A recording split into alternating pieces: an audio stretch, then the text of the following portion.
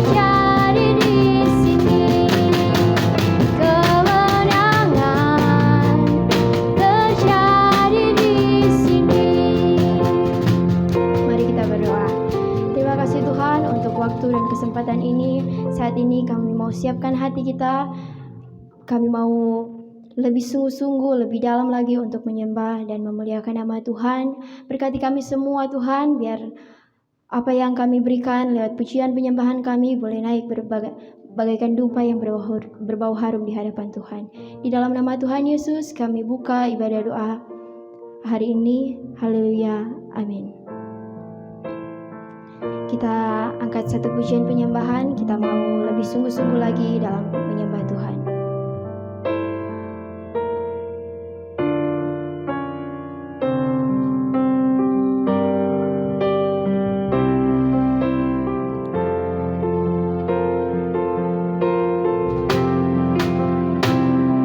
Kau sungguh indah tiada taranya, sungguh benar.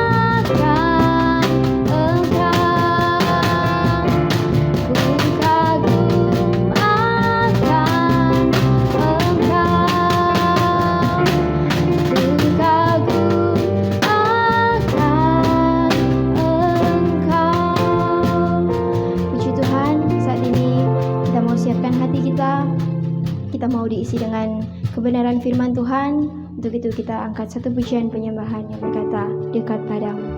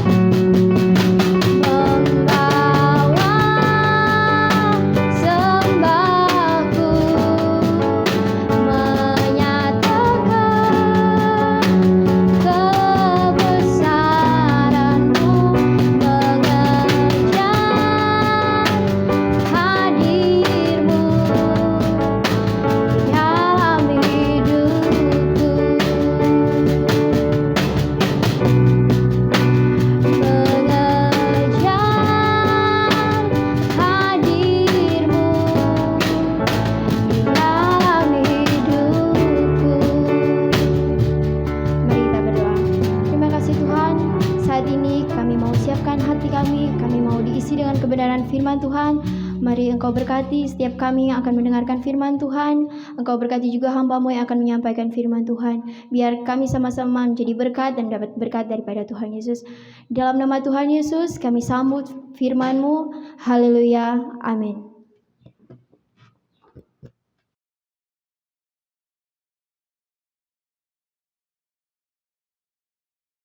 Ya, puji Tuhan.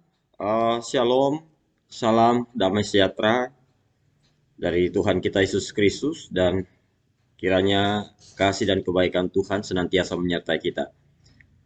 Baik Bapak Ibu Saudara yang terkasih dalam Kristus Yesus, saat ini kita mempersiapkan kehidupan kita untuk kita dibekali dan dipersekutukan dengan kebenaran firman Tuhan. Pada saat ini firman Tuhan terambil dalam kitab Yosua pasal yang ke-6.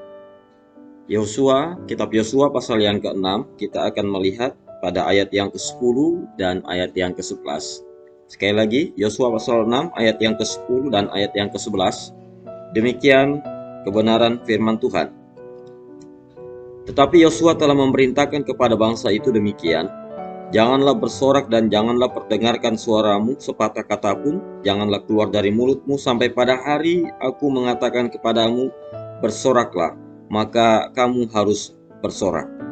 Demikianlah tabut Tuhan mengelilingi kota itu, mengedarinya sekali saja. Kemudian kembalilah mereka ke tempat perkemahan dan bermalam di tempat perkemahan itu. Puji Tuhan. Ketika kita ditanya, ya, dan ini pertanyaan yang sudah kita pernah dengar dan pasti sudah dijawab sejak waktu masih sekolah minggu. Ya, benteng Yeriko itu roboh karena apa?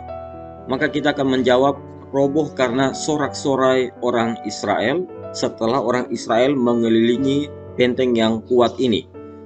Ya, sehingga kita masih ingat ya, atau hafal lagu anak sekolah minggu. Tiup nafiri dan bersoraklah, hancurlah kota benteng Yeriko.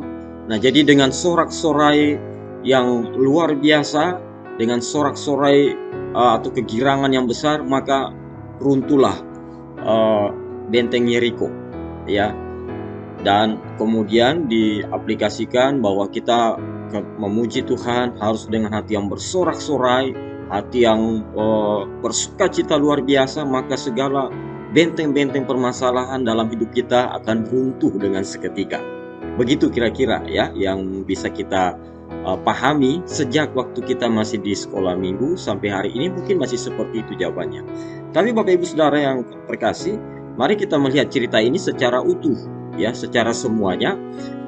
Jatuhnya kota Yeriko dengan bentengnya yang kuat itu dan roboh, itu ada sebuah proses yang tidak terjadi pada satu titik tertentu saja. Ya, ketika orang Israel bersorak-sorai, nafiri ditiup, dan kemudian langsung pada saat itu rubuh.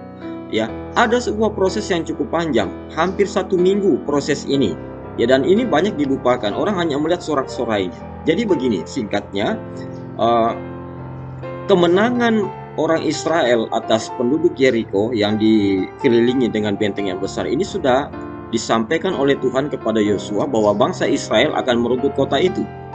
Ya, tetapi prosesnya bagaimana? Nah, 6 hari lamanya mereka harus mengitari kota ini, ya, benteng ini 1 hari 1 kali saja selama 6 hari. Ya. Kemudian pada hari yang ke-7 mereka mengelilingi atau mengitari kota ini 7 kali pada hari yang ke-7 itu. Dan kemudian mereka meniup nafiri sangkakala sekeras-kerasnya, dan kemudian mereka bersorak. Jadi puncaknya di hari yang ke-7 ketika mereka mengitari kota ini 7 kali.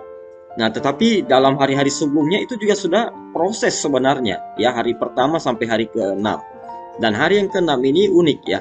1 hari 1 kali mereka mengitari kota benteng itu, dan kemudian yang bersuara itu hanya nafiri saja, peniup-peniup nafiri. Ya.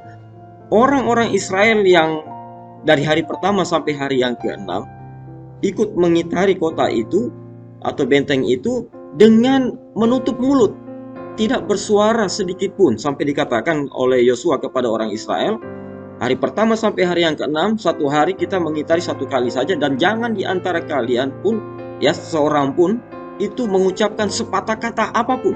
Ya, jadi diam dalam keadaan mulut tertutup, dalam keadaan tidak boleh ngobrol, dalam keadaan tidak boleh bersuara, tidak boleh berbicara sepatah kata pun selama 6 hari.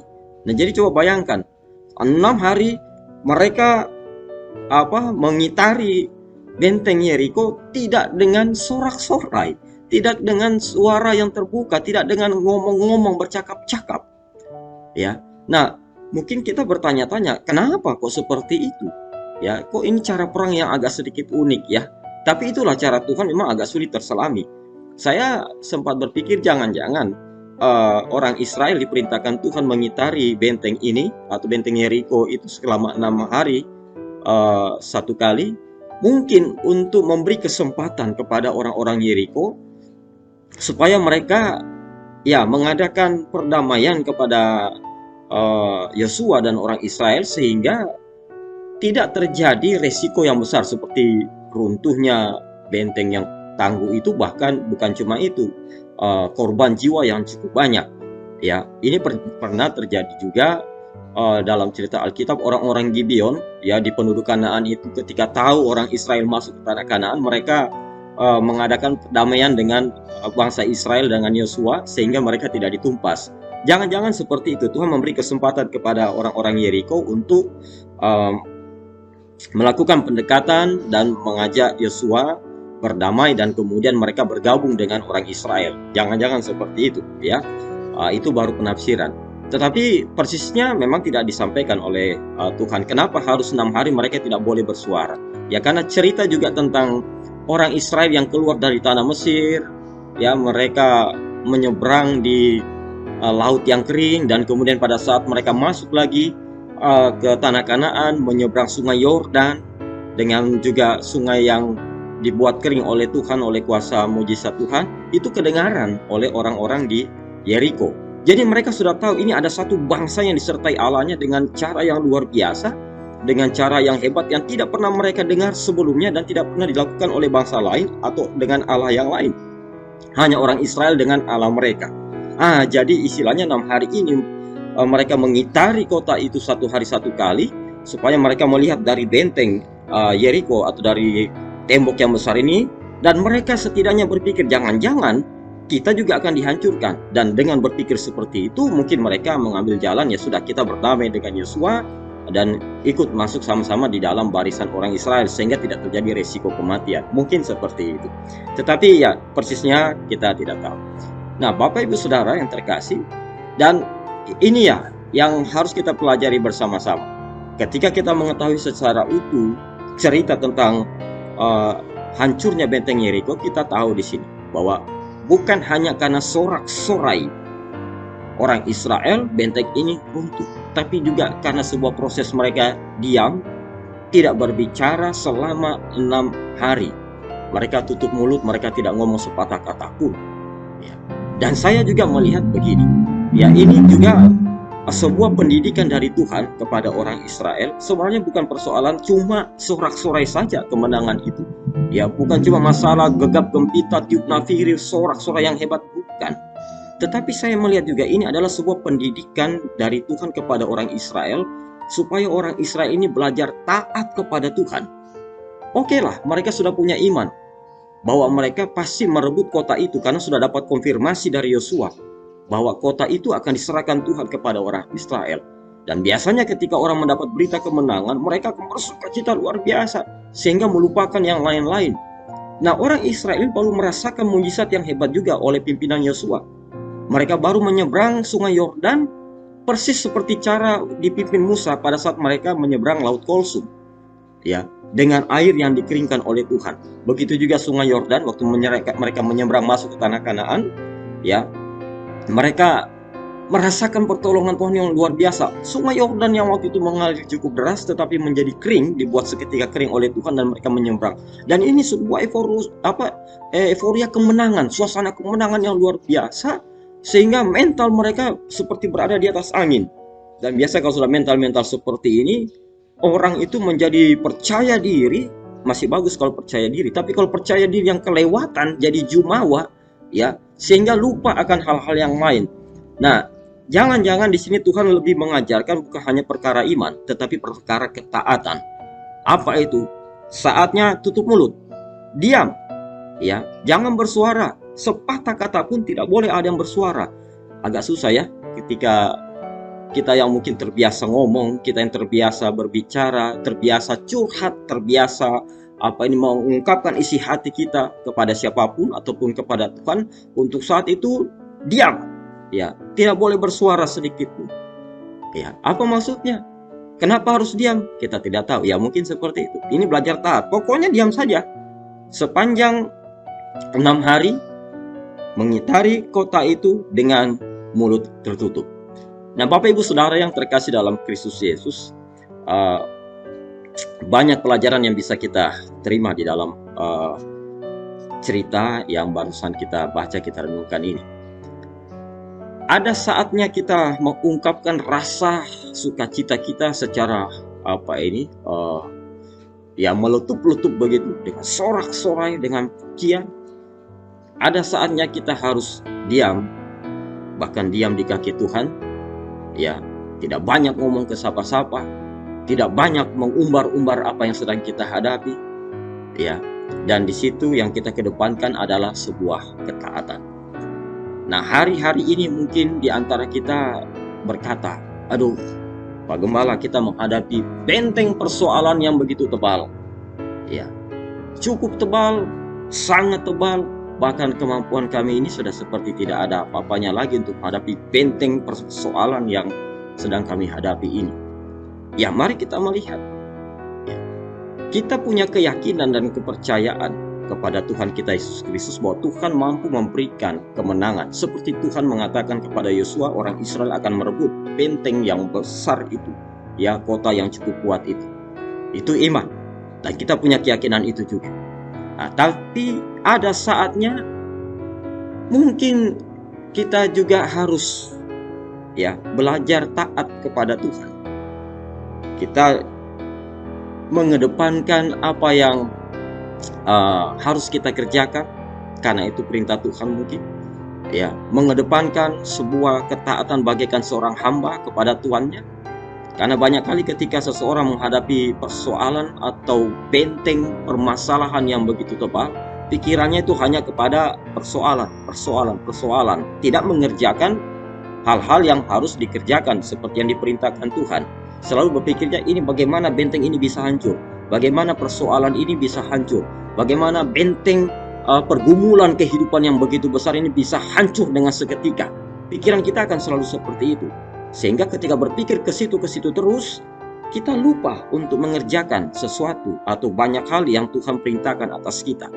Ya, percayalah, ya, seperti halnya Tuhan menyertai Yosua dan orang Israel untuk merebut Yeriko dengan bentengnya yang cukup kuat itu, maka Tuhan juga mampu melakukan perkara yang sama kepada kita semua. Yang dibutuhkan di sini adalah ketaatan. Ya, kita tidak usah banyak bertanya, kenapa ini harus terjadi dan kenapa kita harus kerjakan ini. Ya, kadang-kala beberapa kali terjadi, kita membutuhkan pertolongan dari Tuhan, tetapi seakan-akan Tuhan menghendaki kita harus lebih dulu menolong orang lain. Ya, kita sementara membutuhkan berkat dari Tuhan untuk memulihkan kehidupan kita contohnya. Tapi ada kalanya Tuhan sedang menggiring kita untuk kita lebih dulu memberkati orang lain. Dan kita bertanya, kenapa bisa seperti itu? Logikanya harusnya berkati dulu saya berlimpah-limpah, tolong saya dulu dengan kemenanganmu yang luar biasa. Tetapi hari ini atau saat ini Tuhan menghendaki kita menolong orang lain dulu. Berapa kali pernah terjadi seperti itu kan dalam kehidupan kita? Itu cara Tuhan. Kita harus belajar taat. Ya, ada kalanya kita mengekspresikan rasa syukur kita dengan sorak-sorai, dengan pujian kita yang luar biasa. Ada saatnya kita harus diam. Seperti orang Israel 6 hari mengitari atau mengelilingi benteng Yeriko dengan suara terkatup atau mulut terkatup, suara diam. Tidak ada yang berkata-kata sepatah kata pun. Dan ini juga adalah sebuah ekspresi penyerahan di hadapan Tuhan. Tuhan, kami tidak mampu lagi dengan benteng persoalan yang terlalu berat ini. Jadi tinggal diam saja di kaki Tuhan dan mempersilakan Tuhan untuk berkarya seluas-luasnya atas kehidupan kita. Ya, diam bukan berarti tidak bertindak. Diam berkata-kata bukan berarti tidak punya iman. Diam dalam arti menutup mulut bukan berarti tidak punya pengharapan. Ya, tetapi itulah saatnya. Ya, kita pasrah menyerah kepada Tuhan, sudah tidak tahu lagi mau ngomong apa, dan kita mempersilahkan Tuhan mengerjakan segala hal yang Tuhan ingin kerjakan menurut caranya. Ya, yang penting dua ini. Percayalah, ada konfirmasi iman bahwa Tuhan mampu memberikan pertolongan atas kita menyelesaikan setiap persoalan yang ada, dan kemudian terus lakukan ketaatan di hadapan Tuhan. Tidak bisa kita menjadikan alasan bahwa ada permasalahan yang besar, benteng persoalan yang begitu tebal, kita mengatakan, aduh saya tidak mau bikin ini lagi, saya tidak mau melakukan ini, melakukan itu. Tidak bisa, tidak ada alasan untuk tidak melakukan apa yang Tuhan perintahkan atas hidup kita, atas kehidupan kita. Artinya ketaatan itu ketaatan tanpa syarat, ya. Nah, itu sebabnya mari kita terus berjalan di dalam jalan yang Tuhan sudah izinkan untuk kita lalui, dengan tetap percaya kepada Tuhan bahwa setiap benteng persoalan yang ada di depan kita akan Tuhan hancurkan, dan Tuhan mengizinkan itu terjadi untuk tetap terus mendidik iman kita, supaya bukan masalah yang semakin tebal, tapi iman kita yang semakin tebal, kepercayaan, keyakinan kita kepada Kristus semakin bertambah-tambah, dan kemudian kita belajar taat kepada Tuhan, berserah tanpa syarat. Biarkan Tuhan yang mengerjakan itu dengan caranya yang ajaib. Amin. Kebenaran firman Tuhan. Tuhan memberkati kita semua. Lakukanlah terus apa yang Tuhan kehendaki atas kehidupan kita. Ada saatnya kita mengucap syukur, kita bersuara, kita bersorak-sorai. Ada saatnya Tuhan menghendaki kita tetap diam, tidak bersuara, mempersilakan Tuhan untuk mengerjakan segala hal yang akan Tuhan kerjakan atas kehidupan kita dengan caranya yang ajaib. Tuhan memberkati kita semua. Mari sama-sama kita berdoa. Terima kasih Tuhan untuk kebenaran firman Tuhan yang telah kami baca, kami renungkan saat ini. Oleh hikmat Tuhan dari Roh Kudus memberikan kami pemahaman yang lebih dalam untuk kami melakukan kebenaran firman Tuhan sesuai dengan kehendak-Mu. Hikmat kami sebagai manusia terbatas, tetapi hikmat Tuhan yang luar biasa terus-menerus memampukan kami memahami karya Tuhan atas kehidupan kami dengan cara-Mu yang unik dan ajaib. Terima kasih Tuhan. Ada kalanya Tuhan kami meletup-letup dengan segala ucapan syukur, sorak-sorai kegirangan. Tapi ada saatnya Tuhan dengan segala ketidakberdayaan kami harus tutup mulut kami, tidak bisa berkata-kata lagi, melihat benteng persoalan kehidupan yang begitu tebal di depan kami. Tapi kami percaya, dengan segala iman dan ketaatan, Tuhan akan berkarya secara luar biasa dalam kehidupan kami untuk menghadapi setiap persoalan pergumulan kehidupan yang kami hadapi. Tolong seluruh umat-Mu, jemaat-Mu dimanapun mereka berada yang terjangkau dengan tayangan ini, Tuhan memberkati semuanya, anugerahkan kekuatan kesehatan terbaik pada seluruh umat-Mu, jemaat-Mu yang menghadapi pergumulan dengan segala tingkat pergumulan yang ada. Tuhan, kuatkan seluruh jemaat-Mu dan berikan jemaat-Mu kemampuan untuk menghadapi setiap pergumulan yang ada dengan cara Tuhan yang ajaib. Anugerahkan terus damai sejahtera sukacita yang berlimpah-limpah. Terima kasih Tuhan, kasih-Mu besar atas kehidupan kami, dan Tuhan tetap terus menyertai kami dengan segala penyertaan Tuhan yang ajaib dan luar biasa. Terpuji nama-Mu ya Tuhan, kami serahkan terus kehidupan kami ke dalam tangan-Mu. Kami serahkan kota Mobagu, kota di mana kami tinggal, kami hidup, kami beribadah, menikmati berkat-berkat Tuhan. Berkati kota ini Tuhan, Engkau mengasihi kota ini dan berkati pemerintah yang ada, masyarakat yang ada, gereja-gereja Tuhan yang ada di kota ini. Terpuji nama-Mu Tuhan Yesus, kami mengucap syukur untuk persekutuan pada saat ini. Tuhan sudah tolong, Tuhan sudah memberkati. Mari Tuhan menyempurnakan semuanya dalam kasih dan dalam kemurahan-Mu yang besar. Kami kembalikan segala puji, hormat, dan kemuliaan hanya bagi-Mu Tuhan kami Yesus Kristus. Engkau yang maha baik, maha kasih, melimpahkan kasih kebaikan-Mu bagi kami semua. Terpuji nama-Mu Tuhan, kami mengucap syukur, serta kami akhiri persekutuan doa saat ini. Berkat Allah Bapa, kasih sayang Tuhan Yesus Kristus, sumber segala kemurahan kebaikan Tuhan, menyertai kita sekalian, bahkan persekutuan dalam kematian kebangkitan Kristus, serta dalam Roh Kudus menyertai kita mulai saat ini sampai selama-lamanya. Dalam nama Tuhan Yesus Kristus, mengucap syukur dan berdoa. Haleluya. Amin. Puji Tuhan.